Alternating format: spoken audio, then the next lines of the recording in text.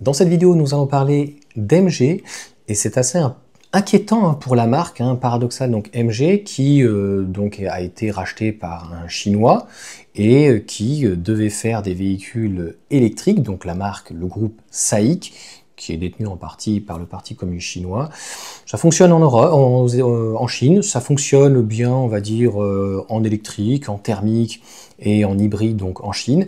Par contre, ils sont passés, je vous mettrai l'information juste là, de 80% d'électrique en Europe à 16%.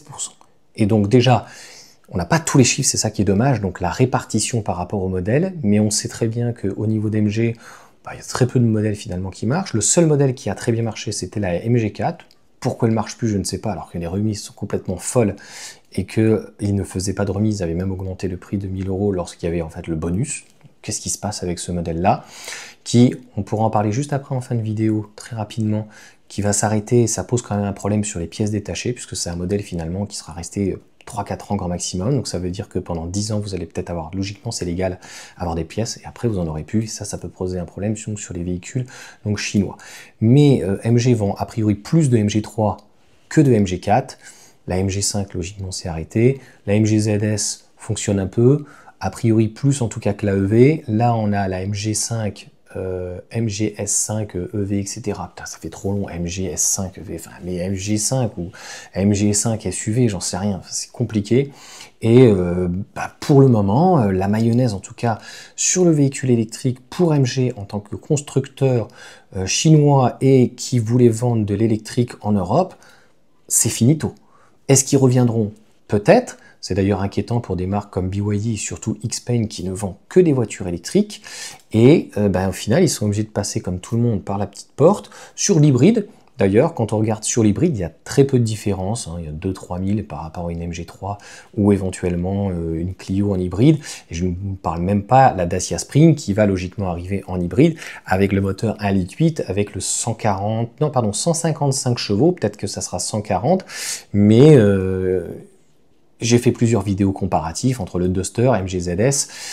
Il y a très peu d'écart. Et donc vous le savez sur l'électrique, avec le nouveau bonus surtout en France, mais de toute façon c'est global, c'est en Europe, eh bien MG n'y arrive pas, malgré des prix en France en plus très compétitifs. En Allemagne, finalement, la MG4, elle est 10 000 € de plus, pareil, je vous ai fait plein de vidéos dessus, etc. Et MG, en plus, est taxé sur la voiture électrique, donc ils essaient encore une fois de revenir par la petite porte avec de l'hybride pour pouvoir revenir peut-être dans 5 ans. Ils essayent de faire des usines. Je vous l'ai dit, ils essayent de se débattre. Et entre les vieilles études toutes pourries qu'on a qui nous disent que la voiture électrique chinoise ou hybride va nous envahir, je pense que nos constructeurs historiques européens, ils sont pas du tout inquiets. C'est pour ça qu'ils se prennent pas la tête. Ils disent, hey, 2035, on va tirer la voiture thermique jusqu'à la fin. Les médias vont nous aider jusqu'à la fin et là-dessus. Et puis peut-être que ça se passera, peut-être que ça se passera pas. Moi, j'ai envie de te dire, là-dessus, j'en ai rien à fiche. Ça se fait pas, ça se fait machin, pitule, 100%, 50%. Pour moi, c'est une histoire de magouille et l'offre et la demande, c'est la seule chose qui est dommage, c'est que il y a une demande. La demande, eh bien, c'est essentiellement en Europe et en France, donc sur l'hybride.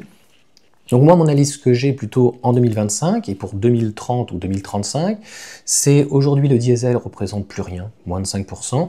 L'hybride rechargeable représente à peu près 5%, même en Europe, je crois que c'est 6%, donc c'est que dalle.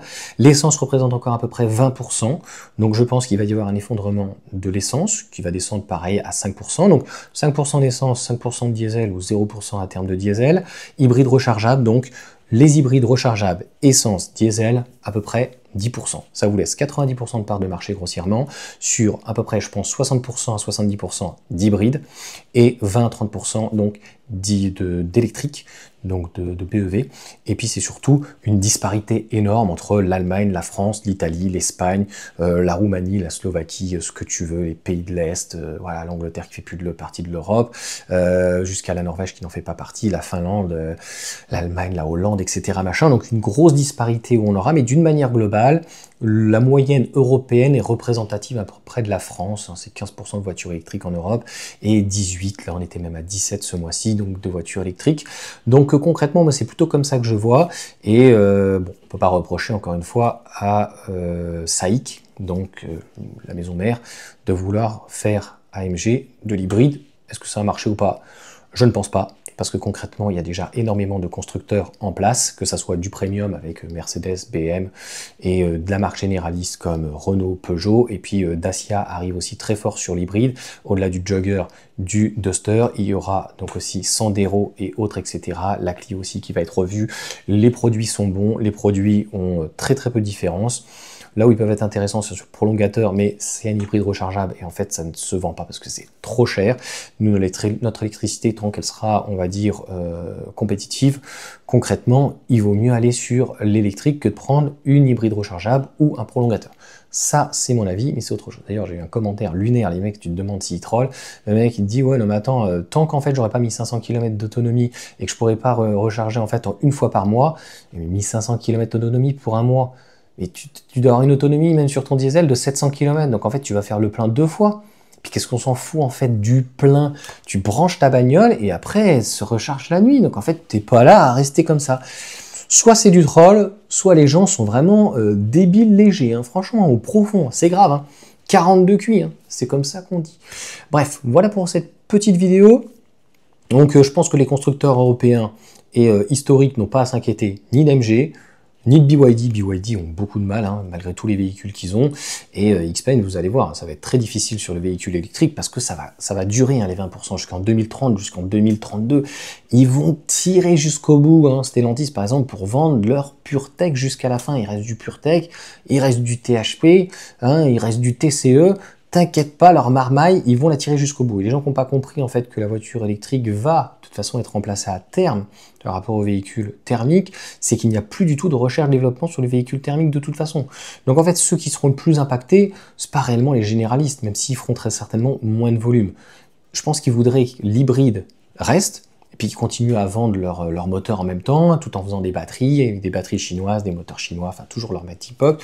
Mais ceux qui vont être plus impactés, c'est des marques comme Ferrari, Porsche, peut-être Mercedes, tu vois, des marques un peu plus premium, prestigieuses, de luxe ou de sport, comme Alpine éventuellement aussi. Allez, sur ce, ciao à tous, n'hésitez pas à mettre un petit commentaire, 72-73 000, donc merci à vous en vidéo, les shorts aussi ça fonctionne bien, donc bah, ça continue, donc voilà, on va arriver aux 80 000, puis on va passer l'été tranquillement, septembre, octobre, peut-être 100 000, novembre, donc voilà, c'est pour moi que du plaisir, et merci encore une fois donc à vous chaque fois de suivre mes petites aventures, et c'est la passion, et juste de pouvoir s'exprimer et qu'il y ait des gens qui ont le même point de vue, c'est hyper agréable, et de se dire mais allez essayez juste, tu vois, et après vous irez en tout cas critiquer. Allez, ciao à tous.